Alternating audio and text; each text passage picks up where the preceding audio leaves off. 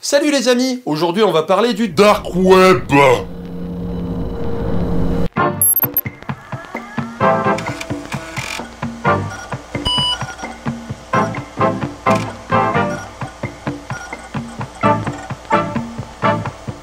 Tor a en commun avec la blockchain un principe tout con qui apporte une réponse à un problème classique en sécurité. Si je suis obligé de passer par des intermédiaires et que je fais confiance à personne, comment faire? La réponse est simple, si on peut faire confiance à personne, alors faisons confiance à tout le monde. Alors Tor c'est quoi en fait? Eh ben déjà c'est beaucoup de fantasmes, donc on va essayer d'y voir plus clair. Comme d'habitude, cette vidéo est en deux parties. Je vais commencer par vous expliquer le principe technique, et là si vous avez vu ma vidéo sur le VPN, ça vous sera utile pour saisir certaines choses, mais je vais essayer de faire en sorte que même si vous ne l'avez pas vu, ça reste digeste. Et ensuite on va aborder ce que représente Tor et ce qui permet de faire vraiment. Je précise au passage qu'on ne va pas aborder ce qu'on trouve dans le dark web, les sites, la drogue, etc. Mais on va parler de comment ça fonctionne. Et vous verrez qu'une fois qu'on a compris les bases sur le fonctionnement, on comprend déjà beaucoup de choses et on évacue beaucoup de fantasmes. Tor est un réseau superposé à Internet. C'est-à-dire que Internet est un réseau de réseaux et que Tor est un réseau dans Internet. Donc c'est un réseau dans un réseau de réseaux. Vous suivez ? Un réseau sur un réseau, ça veut dire qu'il est virtuel, voilà. Il n'y a pas de câble en plus, il n'y a pas besoin de vous abonner à Tor. Tor utilise l'infrastructure d'Internet, et ça, il n'y a rien d'exceptionnel, parce que, comme je l'ai déjà dit, sur Internet, on peut virtualiser quasiment tout. Si vous n'avez pas entendu parler de Tor comme étant un réseau superposé à Internet, peut-être que vous avez déjà entendu parler d'une autre définition, celle du Dark Web. Effectivement, Tor est un réseau qui permet d'accéder à des sites web, mais aussi à des sites en point oignon, qui eux sont accessibles uniquement via le réseau Tor. On va en parler plus tard. Donc c'est possiblement la foire du slip, mais il faut pas tout confondre. Parce que Tor est un réseau créé par la marine américaine, financé par les universités, Google, les ONG, soutenu par l'Electronic Frontier Foundation.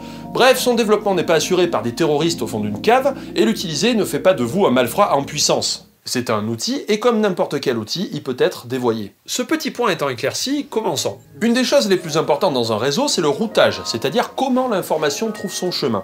On a vu dans la deuxième vidéo sur internet comment se passe le routage des informations qu'on envoie. Ces informations, c'est des paquets. Si vous voulez en savoir plus sur ce qu'est un paquet, allez voir ma vidéo sur le VPN ou sur internet. Ici, on va juste dire que c'est une boîte avec l'info à l'intérieur. Sur internet, c'est pas le paquet qui décide où il va, c'est les routeurs. Imaginez que vous collez votre destination sur votre voiture, et qu'à chaque croisement, un gendarme vous indique le chemin à prendre pour atteindre le bon endroit. Tor fonctionne à l'envers, c'est-à-dire que c'est celui qui envoie le message qui va décider où passe le paquet. Pour mieux comprendre, on va schématiser le réseau Tor comme ceci. Non, c'est pas un réseau de neurones, c'est toutes les connexions possibles entre les deux.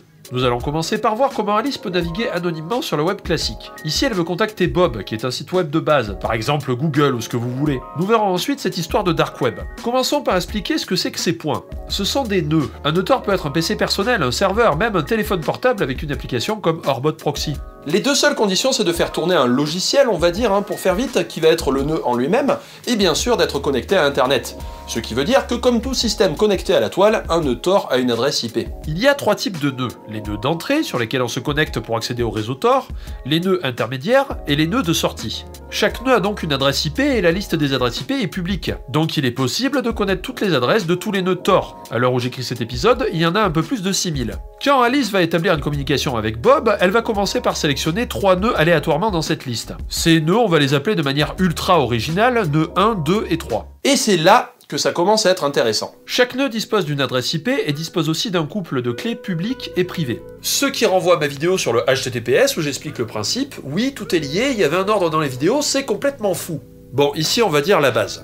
Le chiffrement est asymétrique, c'est-à-dire que si je chiffre un message avec une clé publique, je ne peux le déchiffrer qu'avec la clé privée. Un nœud va mettre à disposition sa clé publique. La clé privée, comme son nom l'indique, il la garde pour lui. Alice va choisir ses 3 nœuds. Elle récupère les clés publiques de chaque nœud et elle crée le paquet qu'elle veut envoyer à Bob. Puis elle chiffre le paquet avec la clé publique du nœud 3. Le résultat est un paquet chiffré dans lequel se trouve le paquet pour Bob. Ce nouveau paquet, elle va le chiffrer avec la clé publique du nœud 2. Elle obtient donc un nouveau paquet qui contient le paquet chiffré du nœud 3 qui contient le paquet pour Bob. Ce paquet, elle va le chiffrer avec la clé publique du nœud 1. Le résultat sera donc un paquet pour le nœud 1 qui contient un paquet pour le nœud 2 qui contient un paquet pour le nœud 3 qui contient un paquet pour Bob. Des couches chiffrées successives qui ne sont pas sans rappeler le bulbe d'une certaine plante herbacée utilisée en cuisine. Voilà, donc si vous n'avez pas compris le logo de Tor, ça devrait maintenant vous faire ce genre d'effet.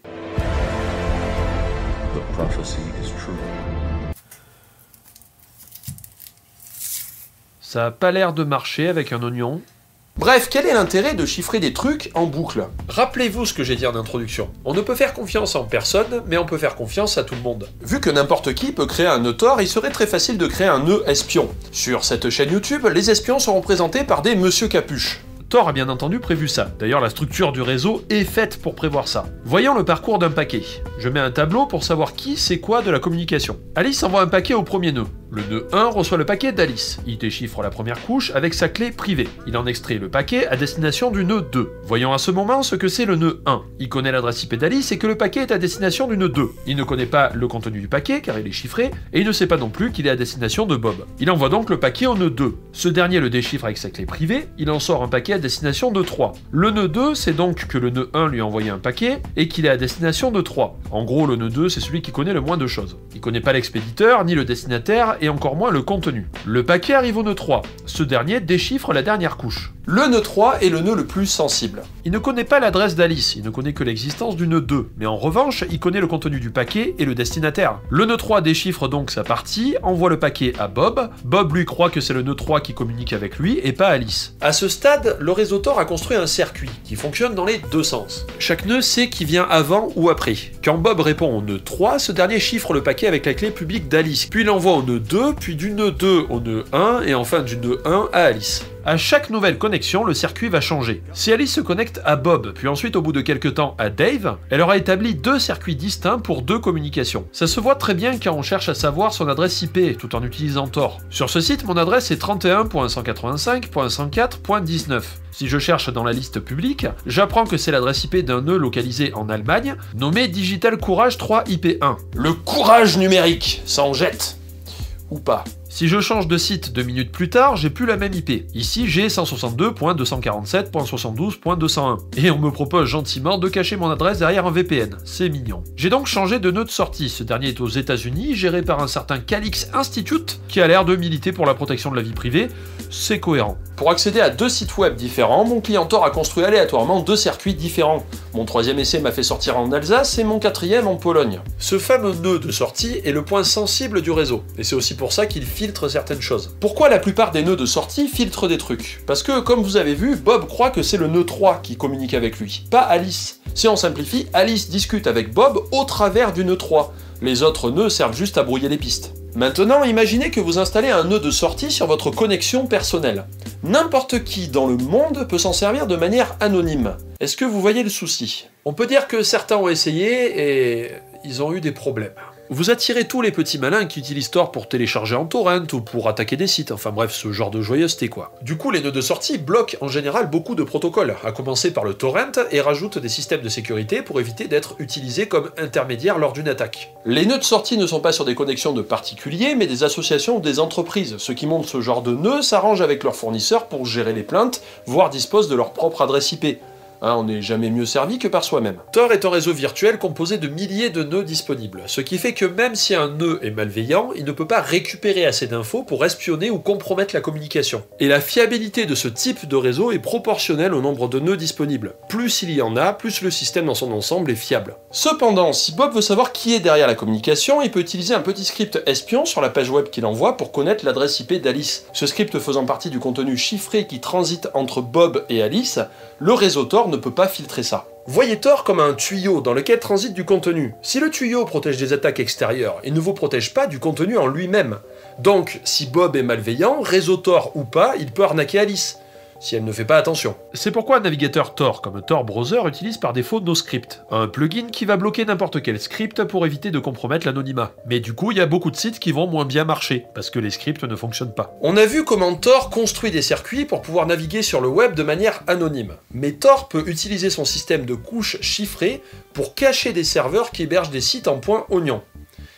Oui, on va parler du Dark Web. Ici, l'intérêt du réseau Tor, c'est qu'il peut cacher un service. Dans le premier cas, on l'a vu, Alice contacte Bob via Tor, mais Bob est un site web classique. On connaît son adresse IP, donc son propriétaire, etc. Mais si Bob veut être lui aussi caché, de faire en sorte que même Alice ni aucun des nœuds du réseau connaissent son adresse IP, il va devoir utiliser une adresse en point oignon. Le point oignon est un domaine réservé, c'est-à-dire qu'il n'est pas utilisable sur le web classique. Si vous cherchez un site en point oignon sans être connecté à Tor, votre navigateur vous dira gentiment que ça n'existe n'existe pas. L'enjeu du point oignon, c'est de ne pas connaître l'adresse IP du serveur de Bob, mais quand même d'y accéder. C'est un petit peu comme si on voulait discuter avec quelqu'un par téléphone sans savoir son numéro. Pour ça, on utilise le même principe de succession de nœuds, mais des deux côtés. Bob va établir un chemin en sélectionnant aléatoirement des nœuds dans le réseau. Il va ensuite désigner le troisième nœud comme étant un point de rendez-vous. On le nomme RP pour rendez-vous point. Ah, c'est vachement original. En gros, Bob va dire pour ceux qui veulent me parler, allez voir Roger. Voilà, je l'ai choisi au pif, on se connaît pas, mais vous allez voir Roger. Bob se cache derrière plusieurs intermédiaires comme Alice. Alice va elle aussi rentrer en contact avec le nœud de rendez-vous via des intermédiaires. Donc, ça nous fait au moins 6 nœuds au total pour établir une connexion. Ça commence à faire. Avec ce système, Alice est cachée comme avant, car le nœud de rendez-vous remplace le nœud de sortie. Bob est lui aussi derrière 3 intermédiaires, il est donc aussi caché. Le nœud de rendez-vous sait qu'il permet d'accéder à Bob, mais il ne connaît pas les adresses d'Alice et de Bob, ni ce qu'ils envoient. C'est juste un intermédiaire. C'est ce qu'on appelle un hidden service, un service caché.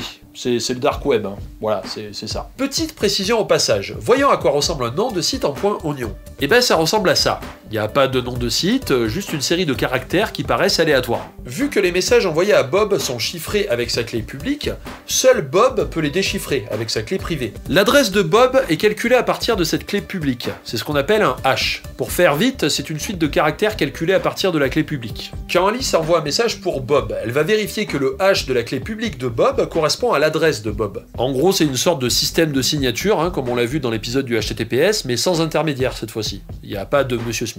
Le problème de ce système, c'est qu'une adresse fait toujours 16 caractères de long, et vu que c'est une suite de chiffres et de lettres au pif, c'est assez difficile à retenir. Mais certains d'entre vous me feront peut-être remarquer qu'il existe des sites en point oignon avec une adresse qui forme des vrais mots. Alors quoi, ils ont eu un coup de bol? Non, c'est pas juste de la chance. Les probabilités d'obtenir une adresse lisible de 16 caractères au hasard sont juste infimes. En fait, il existe des logiciels qui permettent de tester des millions de clés publiques pour trouver des adresses qui contiennent certains mots-clés. Oui, il y a toujours quelqu'un qui va chercher à contourner le problème. Moi, je trouve ça extraordinaire. Pour résumer, et pour que ça soit clair, les adresses en point oignon ressemblent à ça pour être sûr qu'une adresse renvoie à Bob et pas à un autre serveur qui se ferait passer pour Bob. Donc par cette méthode, Alice peut accéder à un site sans connaître son adresse IP et donc sans pouvoir connaître son responsable.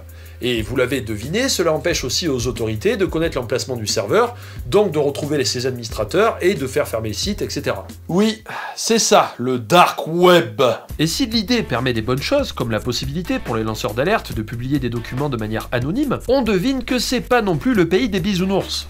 Loin de là. Je vais pas parler ici de ce qu'on trouve dans le dark web, hein, parce que ça serait trop long. En revanche, je peux vous dire 2-3 choses. Déjà, je vous conseille vraiment d'aller faire un tour sur Tor, hein, de le tester. Il n'y a rien de très compliqué, avec un logiciel comme Tor Browser par exemple. C'est très simple, sans pub, ni logiciel espion. Vous aurez un nouveau navigateur, qui est une version de Firefox paramétrée pour Tor. Du moment que le navigateur est à jour, vous êtes tranquille, hein, vous pouvez naviguer sur le web ou sur des sites en point oignon. Alors attention, avec ce logiciel, il faut utiliser le navigateur qui est livré avec. Le reste de votre ordinateur n'est pas connecté au réseau Tor. Donc si vous allez sur internet avec votre navigateur habituel, vous ne passez pas par Tor. Ne faites pas les choses à tort et à travers. Tor vous offre la possibilité d'utiliser le web tout en étant anonyme, ou de contourner certains blocages. Par exemple, si vous êtes sur un réseau Wi-Fi public, passer par Tor vous permet de ne pas vous faire espionner par un éventuel monsieur Capuche qui utiliserait le réseau Wi-Fi pour espionner les gens. Tor permet aussi de contourner certains blocages. Par exemple, avec Tor, vous pouvez contourner le filtrage des sites porno à l'Assemblée nationale. Je sais pas si c'est le meilleur exemple en fait. Après, Tor vous permet de cacher votre adresse IP, c'est tout. Donc si vous allez sur Tor pour vous connecter sur votre compte Google, où vous avez renseigné votre adresse, votre nom, votre numéro de carte bleue, votre anonymat, vous pouvez vous le foutre dans le cul. Dans 90% des cas, les problèmes ne viennent pas de la technique, mais de l'utilisateur, qui est un humain, et comme tous les humains, est faillible. Si vous voulez être 100% anonyme, le premier ennemi, ça va être vos mauvaises habitudes. Et qu'on soit d'accord, hein, à part Snowden qui se balade avec son four micro-ondes, quasiment personne n'est parfait là-dessus. En même temps, quasiment personne n'a autant d'emmerdes que Snowden. Donc c'est à vous de voir où vous voulez mettre la barre. Et le dark web, c'est un espace où tout le monde est anonyme. Et paradoxalement, pour une personne qui n'y connaît rien, c'est un espace assez hostile. Sans les bons liens, on se retrouve vite à aller d'arnaque en arnaque, des scammers, comme on dit dans le jargon, hein, comme des iPhone 8 à 400 € ou des conneries comme ça. Il faut donc se méfier et obtenir des liens de sources réputées un minimum fiables. Alors vous allez me demander des liens. Le problème, c'est qu'ils changent tout le temps. Les serveurs ferment, d'autres ouvrent, et dès qu'un site un peu connu apparaît, une armée de clones essaye de se faire passer pour l'original. J'ai pu trouver une infographie sur Reddit qui montre à quelle vitesse les sites de vente ouvrent et ferment. Une grosse partie d'entre eux ne tiennent même pas un an. Bah t'as qu'à aller sur le Hidden Wiki. Oui, mais lequel ?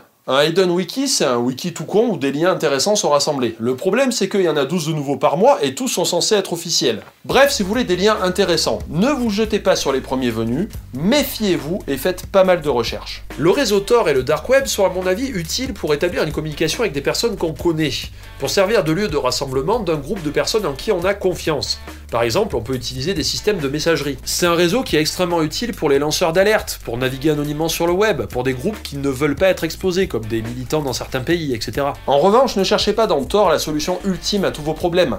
C'est un réseau différent, avec ses qualités et ses défauts. Mais je vais quand même revenir sur cette notion, le Dark Web, et sur son acolyte, le Deep Web. Si en effet il existe des réseaux qui permettent de mettre en œuvre des services cachés, comme Tor, mais il y a aussi I2P qui fait la même chose, on voit souvent passer ce genre d'images qui expliquent que seulement 4 ou 5% du web serait visible et qu'il y aurait une immense majorité cachée. Il y a énormément de choses qui ne sont pas visibles en public sur le web, mais ce genre d'image est trompeuse, et le terme de Deep Web ou de Dark Web aussi. Ce que désigne le Deep Web, c'est tout ce qui est accessible mais qui n'est pas visible. Mais par qui et comment?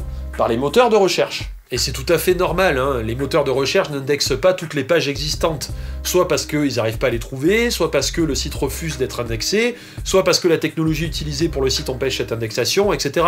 Il y a des tonnes de raisons pour que Google n'indexe pas tout, même si ça s'améliore. Le Deep Web englobe donc tous les endroits du web où il faut faire exprès d'y aller, où il faut connaître quoi. Et il y a des tonnes de raisons pour que ça soit le cas, il n'y a rien de folichon là-dedans. On rajoute parfois dans le Deep Web le web privé, mais là du coup ça n'a plus aucun sens. Le web privé c'est tout ce qui est protégé par mot de passe, parce que c'est payant, parce que c'est un espace de partage entre amis, etc. Par exemple, la page d'administration de votre box, c'est du web privé. Du coup, Deep Web, ça ne veut plus rien dire. Quel est le rapport entre l'administration de la Livebox de mamie, mes relevés de compte bancaire, le contenu d'Internet Archive et la page test enregistrée sur mon site en brouillon avec marqué Prout en gros dessus? Ça n'a aucun putain de sens. C'est comme dire qu'il y aurait des deep voisins parce que vous ne les avez jamais croisés dans le couloir. En fait, c'est juste un mot qui sonne bien pour faire peur au JT de 20h, mais qui est beaucoup trop flou pour être utilisé correctement.